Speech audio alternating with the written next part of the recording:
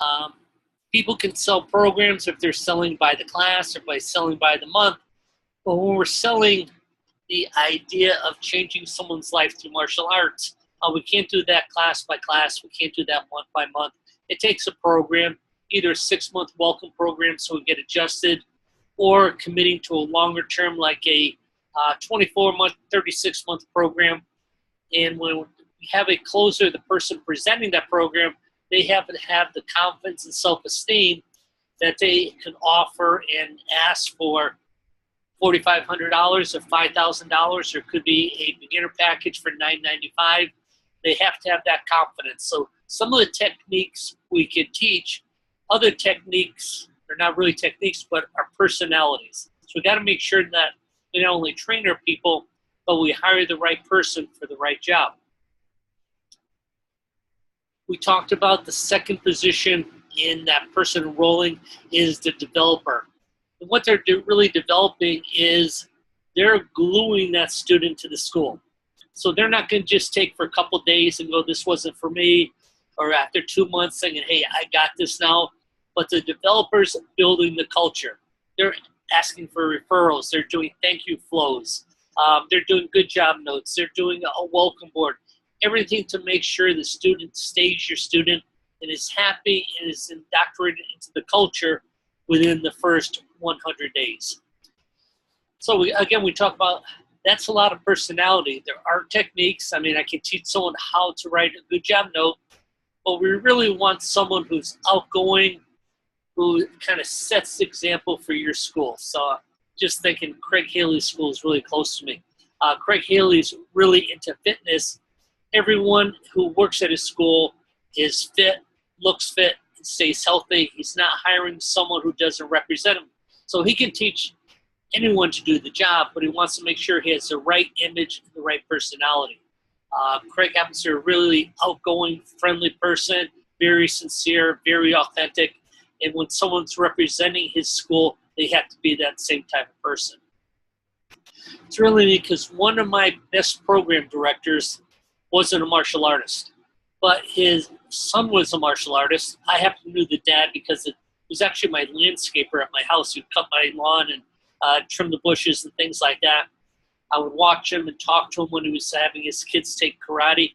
He was also a Boy Scout leader. So he had a lot of just experience dealing with young kids. He was a really, really good-looking guy, very friendly. Nothing really held him back.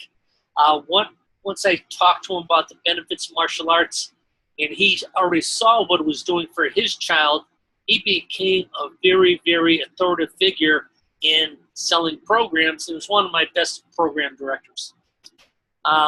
So not only was he good at selling, but he was good at this developing a relationship and developing the culture. The last part, or last personality, the last job description for this position would be a finder. They've got to find me new students. Schools can't just exist on the current students because people's lives change, people quit, they go on to other things, they lose their job, they lose someone in their family. So we're always replacing students, so we have to have someone who's good at finding students. Certain techniques can, again, be taught, but we're going to get better results if a person has a outgoing personality to start with. And they also have to have a statistically driven personality. I was talking to Charles Jarnigan today, and we're talking about one of his people, and he says, well, they're at 61%. Well, 61% means a lot to Charles because he knows that's not living up to a good standard. In other words, if 100 people call me, I should be making 80 appointments. 60 isn't really living up to the standard. So we had to start talking about, is it just a technique or is it the personality? In this case, it was kind of unique because the personality is someone who likes to kind of free flow and not really to go into script. So again, it may not be the right person for the job, or may just be a little more time. But things that the finder is going to be doing, they're going to be promoting your school through your Facebook. They're going to make sure your website is up to date and that your website is connected to the Rainmaker path. I mean, it's important to have a website, but if people are going to your website There's nothing for them to do to find out more information. You're not going to capture their email address, their name. They're not going to be able to go out and look at the different programs you have, select a class to try out, actually sign up for that class and fill out their waiver. That's all done through the Rainmaker path. Next thing, promotional boosts. We talk about promotional boosts an awful lot. Oh, it's really important to be out in the community. I've mentioned Tom Baker. Tom Baker and his wife run a very good promotional booth. They always have something that they're giving away. They're getting names and numbers. Their real modus operandus there is to actually make appointments to sign people up for programs. They're not gathering names and numbers. They do that well, but they're really trying to set appointments. Other people just like to get names and numbers. I can give names and numbers. I can do a booth. I'm going to do a booth with a wheel, and the kids are going to give a name and number, spin the wheel. You may be having a raffle. Maybe someone's coming over for free, got candy at your booth. But the whole idea, promotion booth is great, but make sure that the person running that is, knows how to do associated flows with the Rainmaker. Associated flows being followed, so people getting a letter, hey, it was great meeting you at the lemonade booth or the lemon festival, and here's a little more information about what martial arts can do for your family. Maybe you're going to invite them to a free martial arts workshop. But again, is a finder is not just saying, hey, I'm going to do a promotional booth. A finder's going to do a promotional booth, follow up with all the prospects, converting those prospects over time into active students. Rec cards. Rec cards seem really simple. I'm just going to a business. I'm telling them I like to work with other businesses in the community. We have these rec cards. The whole idea is we have a program to easy for you to say, to keep kids safe in the community. And I was wondering if you would like to help us spread the word. You go, yes, I like our rec cards there. Well, I just did that. You could probably do that. But you have a staff member that can actually walk into a business, ask to see the manager, and ask for that type of cooperation. So it takes someone who's going to be outgoing and is not really afraid for rejection. Sometimes you do get rejected. You may go to a rec card and it's a corporate-owned business, and they say, hey, we'd love to do this, but we can't do corporations. Okay, that's fine. Hey, it's great meeting you. What I'd like to do is, how many employees do you have here? And he goes, well, we have 15. Well, I'd like to give you 15 guest passes to our school. Give them out to employees. It's a free program, no obligation. So if anyone's interested in martial arts, we'd love to have them come down and visit. So now I'm taking a rec card. I get rejected, and I turn it into, okay, this is a rejection. This is just an opportunity to give out some free VIP passes. School talks. Last week I posted Derek Frater from our Mesa School doing a school talk. It is a 15-minute school talk. A lot of people find it very easy to teach martial arts classes. But when they teach school kids, and the school kids aren't used to the protocol of a martial arts class, even a good black belt will sometimes freak out. So the finder we get has to be confident in speaking into public speaking. If they're not confident doing public speaking, they're not going to be able to do school talks. They're not going to do a presentation at the Chamber of Commerce. So we're looking for the person who's going to be our finder. Again, they have to have those type of qualities.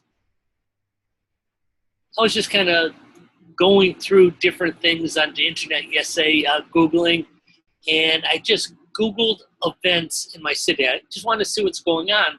And I saw that there was a couple yoga events, but they billed them as yoga events, but they're really doing a community workshop in their yoga facility. So they were doing a workshop on just flexibility and toning up. And so it was just a yoga workshop, you know, learn how to tune up, get physical shape, be more flexible. There was no cost for it. There was one that actually did a $10 cost for just this one class. But they were doing a community workshop as a way of getting a mass intro. So again, a finder should be really good at creating those. I want to walk up to my program director, person who's doing enrollments, and go, hey, can you find me all the soccer moms in town? Can you find me everyone who belongs to a Moms with Multiples. Those are groups that where people have twins or triplets. They all get together and they do their networking, they do their meetings. But my finder should be able to lead me to those people so I can market to those people. So they really have to be able to either go up to your present moms, talk to present moms, ask who belongs to these type of groups. But hey, tell me the soccer moms. I'd love to get soccer moms in here for my cardio fitness program. I'd love to get their kids in here for self-defense. Soccer isn't all year long. I'm sure we can find a benefit, a way for them to get started in fitness and their kids later on involved in martial arts. Outgoing calls. I think outgoing calls are underrated because when I talk to people, I say you have to do 50 outgoing calls or 30 outgoing calls to get 2 or 3 appointments. But that really only takes an hour to 90 minutes. And this time of year, it's really easy to do because you're calling people and say, hey, Mrs. Smith, the reason I'm calling, your son David had come here. I'm not quite sure why he came to our school. It was a birthday party or parents' night out, but he came in, and I know he's going back to school. And I was just wondering if you'd be interested to hear about our back to school for martial arts success system. But she goes, sure, or maybe David's already taken another place. That's great. But type of personality is that I'm brave enough to pick up the phone and talk to a stranger. I know it sounds kind of silly, but it's a real fear to some people. They just do not want to do outgoing calls. But again, if you're doing 30 outgoing calls, and let's just say, okay, I called 30 people, I got a hold of 7, one person made the appointment. That was a lot of work for one person. But one person who signs up on your welcome program has $1,000 value. So if you get someone on the phone and they're making appointments, they're making one appointment a day. And that one appointment makes $1,000. That's well worth it.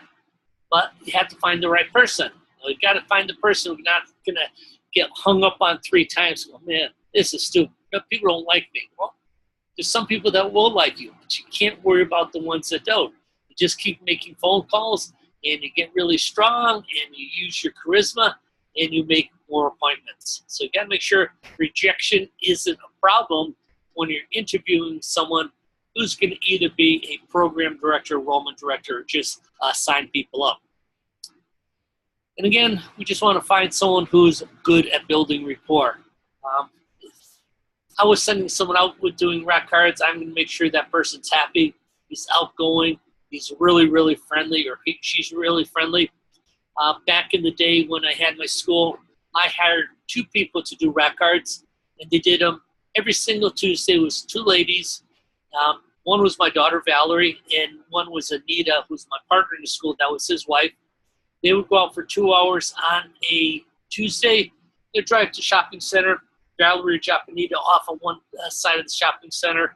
Val would drive to the other. And they would work store by store by store by store until they met in the middle, get in the car, go to another shopping center. That was their job. They would get probably 50 locations serviced every single day that they went out, or again, every single Tuesday they went out for those 2 hours. Again, they were good-looking ladies. They're not going to get rejected by a lot of people because especially if there's guy managers, they're going to want to just stop and talk to them anyway. And they just had a really good presentation. Again, we're trying to keep kids safe in our community, and we're wondering if we can count on your help. At the same time, we do service 200 families at our martial arts school. If there's anything we can do for you to help promote your program, we'd be glad to do it. They say yes, you put in the cards. They say no, you go on. So I gave you a lot of ideas, and the background that I gave the ideas wasn't really to teach you the details. If you want to go over the details, I can either do that in another meeting, help you individually. I just want to give you the personality for the type of person that's going to get you the best results. Again, that person has to be a good closer. You want to make sure that that person, after they close someone, they don't just say, okay, I'm done with that. Now, this is where it really begins. Because over the next 100 days, I've got to indoctrinate that new student into my school. They're part of the culture. I go, hey, we're having an event next Saturday. Do you want to come? Sure, I do. I mean, they're going to love our school after the first 100 days. And I want them to be able to find me people, find this type of person. So that's my presentation on enrollment directing, program directing. I hope you got some ideas. And this works in all different situations. It doesn't matter if you're doing a free trial, if you're doing a paid trial, if you're doing a paid mini. Now, if you do have questions on any of this, my email address is greg@gregsilva.com. And if I can't help you, I'll make sure I find someone in the Rainmaker organization that can help you. Any questions now? Curtis, Ms. Baxley, Mr. Convento, a lot of people on today. Yes, sir. That was a good review of all the things that we do. And this past week, we did the same thing. It was another festival, and we got about 50 possible students that are going to be coming in. One of them already signed up yesterday, and it was some girl that I met at the festival, and she had a great personality, and the dad and the mom were very positive. So yeah, I see where a lot of that personality is built, and it makes a big difference. Paul Garcia and I were talking, and we said your next student is just a conversation away. You can do a lot of stuff on the internet, Facebook, things like that, but when you do a festival like that and you're belly to belly with someone and you're talking to them and they're feeling your vibrations and you're telling them about your school with all the passion that you have for your school, it's much easier to sign someone up in situations. I'm glad you've been out there. It's 2 weeks and you did really good results. That's almost 100 leads in 2 weekends. That's great. Yeah. Those always work the best for us. I was hoping Steve Del Castillo was going to be on today because he sent in reporting last night, said he signed up 5 students in 1 day, so I got to give a attaboy to him. It's a great way to start the week. Okay, tomorrow I'll be online with Mike Andreessen. We'll be covering the next part of the path. So making sure that when you're building your Rainmaker path, you've got all the details down. And that'll start at 12 o'clock noon on Wednesday. Thanks for joining me, and I'll put a recording on this on the Rainmaker Business Solution in about a half hour. Thank you.